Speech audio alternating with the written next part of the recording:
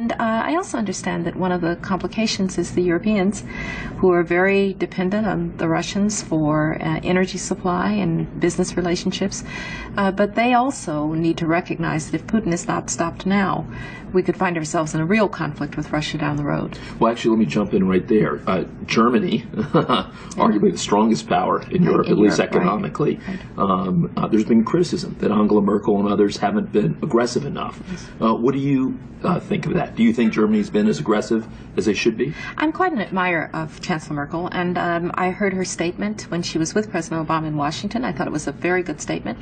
But now we need to have tougher sanctions, and I'm afraid at some point this is going to probably have to involve oil and gas.